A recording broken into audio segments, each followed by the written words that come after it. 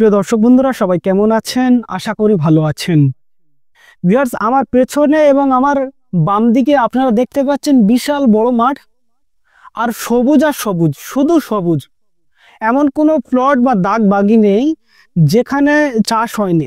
তো ভিউয়ার্স, আমাদের এই মাঠে, আমি বাড়ির ছাদে এই ভিডিওটি করছি, এই মাঠে বছরে এক টাইমই ধান চাষ হয়, সেটি হলো বর্ষার টাইম, যেটাকে আমরা আমন ধান বলে থাকি। আর অন্য টাইমে সূর্যমুখী চাষ হয়, কেউ কেউ আবার সবজি চাষ করে থাকেন। তো ভিউয়ার্স, বলার উদ্দেশ্য হচ্ছে, এই যে মাঠ আপনারা দেখছেন, এখানে অসংখ্য তো প্লট রয়েছে। প্রত্যেকটি প্লটের মালিক যারা রয়েছে তারা কি নিজেরাই চাষ করছেন? না, একদম নয়। কেউ আগাম নিয়ে চাষ করছে। আগাম বলতে আমাদের এখানে আগাম শব্দটি প্রচলন আছে। আগাম বলতে, যে ধরুন আপনি কারো জমি 1 বিঘা জমি নিয়েছেন, চাষ করছেন, তার বিনিময়ে আপনি 2000 বা 2500, যেমন দাম দর চলছে এলাকা ভিত্তিক, 2-2500 টাকা দিচ্ছেন এক সিজন চাষ করার জন্য। লাভ হোক বা লস হোক, আপনাকে ওই টাকাটা আগে পেমেন্ট করতে হবে। এই হলো আগাম চাষ। আচ্ছা, কেউ কেউ আবার ভাগ চাষি হয়ে কাজ করছেন, মানে চাষ করছেন অস্থায়ী ভাগ চাষে। মানে জমির মালিক কাউকে জমি দিয়ে দিচ্ছে, 1 বিঘা হোক বা 2 বিঘা হোক, সেখানে যা ফসল ফলবে, ধান থেকে শুরু করে ধানের যে বিচালি খড় হয়, সেই খড় 50% ভাগ করে জমির মালিকের বাড়িতে দিয়ে আসতে হবে, আর বাকি অংশটুকু চাষি তার নিজের কাছে রাখবে। কিন্তু আর এক টাইপের ভাগ চাষও এখানে রয়েছে, সেটি হচ্ছে স্থায়ী ভাগ চাষে। সেখানে কিন্তু 50% ভাগ হয় না, সেখানে 25% আর 75%। 25% কে পায়? জমির মালিক। 75% কে পায়? চাষি, যেটাকে আমরা স্থায়ী ভাগ চাষি বলে থাকি বা বর্গাদার বলে থাকি। এখানে বর্গা চাষিও রয়েছে। তো ভিউয়ার্স, আজকের ভিডিওতে এই বিষয়টি নিয়ে আলোচনা করব।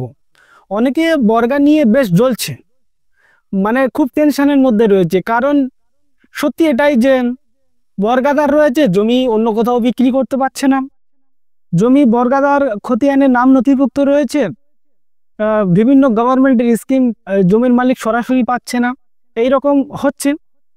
তো ভিউয়ার্স, এই জন্য অনেকে ছোটাছুটি করছে, একদম ডিএলআরও থেকে শুরু করে ডিএলআরও ডিস্ট্রিক্ট অফিস পর্যন্ত ছোটাছুটি করছে যে কিভাবে বর্গাদার উচ্ছেদ করা যায়।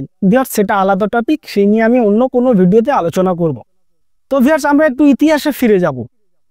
আমরা জানার চেষ্টা করব এই বর্গাদার বা বর্গা চাষ কবে, কিভাবে, কখন থেকে চালু হয় বা শুরু হয়, বা এই বর্গাদার হওয়ার পেছনের কারণ কি। প্রথমে আমরা কি বললাম, যে বর্গা বলতে কি বোঝানো হয়? বর্গা বলতে যে এমন একটি ব্যবস্থা যেখানে জমির মালিক চাষিকে জমি চাষ করতে দিয়েছেন, যা ফসল ফলবে তার একটা অংশ জমির মালিককে দেবে, বাকি অংশ চাষি তার নিজের কাছে রাখবেন। এই ব্যবস্থাপনা হলো বর্গা চাষ। তো ভিউয়ার্স, এটি আজকের দিনে শুরু হয়নি, এটি শুরু হয়েছে ইংরেজ সরকারের আমল থেকে। যখন বাদশাহী আমল শেষ হয়, মোগল নবাব এই পিরিয়ডগুলো শেষ হয়, তারপরে গোটা দেশ জুড়ে কারা রাজ করেছে, কারা সরকার চালিয়েছে? প্রায় 200 বছর ইংরেজরা সেই সময় একটা আইনি ব্যবস্থা শুরু করেছিল, পার্মানেন্ট সেটেলমেন্ট অ্যাক্ট 1793। কেন শুরু করেছিল? যে মূল আর্নিং কি? ভারতবর্ষের কৃষি। তো সেখান থেকে ইনকাম করতে হবে গভর্নমেন্টকে, খাজনা ট্যাক্স এগুলো নিতে হবে। তো ইংরেজ গভর্নমেন্টের কত সেনা রয়েছে বা কত লোকজন রয়েছে, যেখানে প্রত্যেকটি চাষির কাছ থেকে গিয়ে গিয়ে খাজনা আদায় করবে বা ট্যাক্স নেবে। তারা বুদ্ধি খাটিয়ে কি করলো, এলাকা ভিত্তিক বিভিন্ন জমিদারি ক্যাটাগরি, একটু মাতব্বর ক্যাটাগরি, তাদেরকে এলাকা এলাকা ভাগ করে দিল, জমি দিয়ে দিল। আপনারা জমি চাষবাস করেন, আপনাদের থেকে আমরা ট্যাক্স বা খাজনা আদায় করব বছরের এক টাইম। আর তারা সরাসরি চাষিদের কাছ থেকে আর কোনো খাজনা বা ট্যাক্স আদায় করবে না। জমিদাররা সবচেয়ে বেশি লাভবান হয়েছিল সে সময়। আমরা এখন শুনি না যে অমুক জমিদারের 5000 বিঘা জায়গা ছিল, অমুক জমিদারের তার 3000 বিঘা জমি রয়েছে। অ্যাকচুয়ালি ইংরেজরা ওদেরকে ফায়দা দিয়ে দিয়েছিল, ঠিক আছে। তো যাই হোক, সেটা আলাদা বিষয়। জমিদাররা কি করতো? তারাও নিজেরা চাষ করতো না, নিজেরা লোকজন লাগিয়ে দিয়ে চাষ করো এমনটা না, ওরা কি করতো বিভিন্ন চাষিদেরকে জমি দিত, চাষিরা চাষ করত, আর সেখান থেকে যা ফসল ফলতো তার একটা অংশ জমিদারদের দিত, আর জমিদার খাজনা দিত ইংরেজদেরকে। তো সেই সময় থেকে এই বর্গা শ্রেণী গড়ে ওঠে। তারপর ভিউয়ার্স, ইংরেজ গভর্নমেন্ট চলে যাওয়ার পরে ভারতবর্ষ স্বাধীন হলো। ভারতবর্ষ স্বাধীন হওয়ার পরে ভারতবর্ষে বিভিন্ন রাজ্যে বিভক্ত, প্রত্যেকটি রাজ্যের আলাদা আলাদা সরকার। প্রত্যেকটি রাজ্য সরকারগুলি তারা উদ্যোগ নেয় যে ভূমি সংস্কারের প্রয়োজন আছে, তারা উদ্যোগ নেন। সেখানে এই যে বর্গাদার শ্রেণী যে গড়ে উঠেছিল, গরিব অসহায় চাষিরা, তাদেরকে একটা সুরক্ষিত ব্যবস্থাপনা করতে হবে। এটার একটা কারণ রয়েছে, কারণ জমিদাররা তারা কি করতো, জমিদাররা তারা নির্দিষ্ট কোনো চাষিকে দিয়ে চাষ করাতো না। ধরুন একটা জমিদারের আন্ডারে 500 বিঘা কৃষি জমি আছে, 500 বিঘা কি করতো, হয়তো 100 হোক বা 50 জন ওই চাষিকে দিয়ে চাষ করাতো না।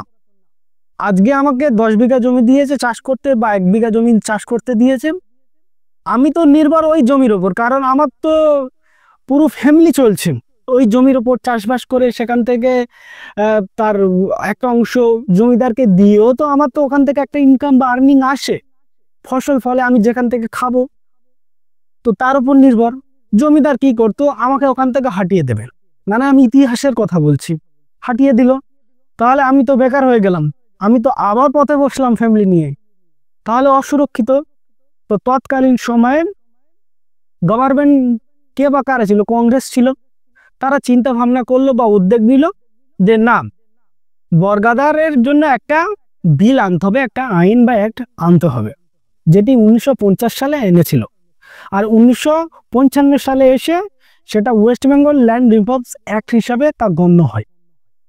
কিন্তু এখানে শেষ নয়, মানে কংগ্রেস পিরিয়ড শেষ হয় ওয়েস্ট বেঙ্গলে, তারপর কারা আসে, বামফ্রন্ট। বামফ্রন্ট পিরিয়ডে এসে কিন্তু একটা বড় সড়ো একটা আমূল পরিবর্তন এনেছিল এই ভাগ চাষি বা বর্গাদারদের জন্য। অপারেশন বর্গা বলে একটা অপারেশন চালিয়েছিল বলা যায়, দীর্ঘ অনেকটা বছর ধরে পুরো রাজ্য জুড়ে এই বর্গা চাষিদেরকে সুরক্ষিত দেওয়ার জন্য। সেই সময় মানে কংগ্রেস পিরিয়ডে সেই সময় বামফ্রন্টটা বড় আন্দোলন করে তুলেছিল যে লাঙল যার জমি তার, এইরকম একটা স্লোগান দিয়ে পুরো রাজ্য জুড়ে একটা আন্দোলন গড়ে তুলেছিল, যেখানে বলা হয়েছিল যে লাঙল যার জমি তার, অর্থাৎ যিনি চাষ করছে তার প্রাধান্য দিতে হবে, তাকে আইনিভাবে গভর্নমেন্টের নথি বুকে, রেকর্ড বুকে সেই চাষির নাম নথিভুক্ত করতে হবে। তো বামফ্রন্ট সরকার এসে তৎকালীন সময়ের মুখ্যমন্ত্রী ছিলেন, তো 1977 সেই সময় মুখ্যমন্ত্রী ছিলেন কে, আমাদের এই রাজ্যে জ্যোতি বসু, তিনি এই অপারেশন বর্গা শুরু করেন। আর অপারেশন বর্গার মূল লক্ষ্য ছিল 3টি, সরকারি রেকর্ড বুকে এই বর্গা চাষিদের নাম নথিভুক্ত করতে হবে। ওই জন্য আপনারা দেখেছেন জমিতে বর্গা থাকলে দেখবেন একটা কলমে, মন্তব্যের কলমে থাকবে, দেখবে বর্গা বলে লেখা থাকে, এবং সেখানে যদি আপনি অনলাইনে টাচ করেন বর্গাদারের নাম ডিটেলস লেখা থাকে। তো সেই সময় থেকে এই খতিয়ানের নাম নথিভুক্ত হয় বর্গাদারের। 2 নম্বর কারণ কি, যাতে জমিদাররা বা যারা জমির মালিক, অনেক জমির মালিক, যেখানে বর্গাদারের নাম নথিভুক্ত করা হলো, কেন করা হলো, যাতে জমির মালিক ইচ্ছা করলে ওই চাষিকে ওখান থেকে সরাতে পারবে না। 3 নম্বর কারণ কি, 3 নম্বর কারণ হচ্ছে ওখানে আরেকটি নির্দিষ্টভাবে দেওয়া হয়েছে ফসলের ভাগ ন্যায্যভাবে করতে হবে, যেখানে 25% এবং 75% হিসাবে করতে হবে, যদিও বিভিন্ন ফসলের পার্সেন্টেজ আলাদা আলাদা। তো এবারে যে আমি বলছি 25% নেবে কে, জমির মালিক, 75% নেবে কে, জমি যে চাষ করছে বর্গাদার তিনি। এর ফলে ভিউয়ার্স সমগ্র রাজ্য জুড়ে, মানে আমাদের এই রাজ্য পশ্চিমবঙ্গে প্রায় 15 লক্ষ বর্গাদারের নাম নথিভুক্ত হয়। 1977 থেকে 1985 সাল পর্যন্ত এই অপারেশন বর্গা অভিযান চালু করেছিল বা শুরু করেছিল তৎকালীন মুখ্যমন্ত্রী জ্যোতি বসু। এর ফলে বর্গাদার বা চাষিরা তারা আইনিভাবে স্বীকৃতিও পেলেন, আর যে সমস্ত বর্গাদার তারা যদি মারাও যান, তার ওয়ারিশানরাও সেই বর্গাদার হিসাবে আবার নতুন করে নাম নথিভুক্ত করতে পারে এবং চাষবাসও করতে পারেন। এইভাবে বর্গাদারদের জন্য বা চাষিদের জন্য বা এই পশ্চিমবঙ্গে বা ভারতবর্ষের বিশাল বড় একটা পরিবর্তন এসেছিল। যদিও এখন এটি অনেকটা কার্যকর কম, মানে নতুন করে আর বর্গাদার হচ্ছে না, যেহেতু কৃষি জমিগুলোতে আগের মতো সেইভাবে ফসলও হচ্ছে না, চাষবাসও হচ্ছে না। আগের তুলনায় অনেক চাষবাসও কমে গিয়েছে, বিভিন্ন কলকারখানা বিভিন্ন শিল্প এসে গেছে, মানুষ সেখানেও ইনভলভ হচ্ছে, চাষ থেকে অনেকে মুখ ফিরিয়ে নিচ্ছে। যেমন আমার বাবা বা আমিও ছোটবেলায় চাষবাস করেছি, এখন মাঠেও যায় না, এই টুকটাক মাঠে ঘুরতে যাই। এইরকম আমার মতো তো অনেকেই রয়েছে, নামে গ্রামেই থাকি বা গ্রামেই বাড়ি। তো তো ভিউয়ার্স, এই হলো বর্গা বা বর্গাদারের ইতিহাস। এখন লাস্টে আমি এক কথায় বা দু কথা বলতে চাই যে আপনি তো বললেন বা আপনি অনেক ইতিহাস শোনালেন যে জমি জায়গা চাষ করে তার একটা অংশ জমির মালিককে দিতে হবে, কিন্তু অনেক খতিয়ানে বা রেকর্ডে বর্গাদারের নাম রয়েছে, যার নামে বর্গা রয়েছে সে বেঁচে নেই এবং সেই জমিতে চাষবাসও হয় না, কেউ ফসলের ভাগও দেয় না।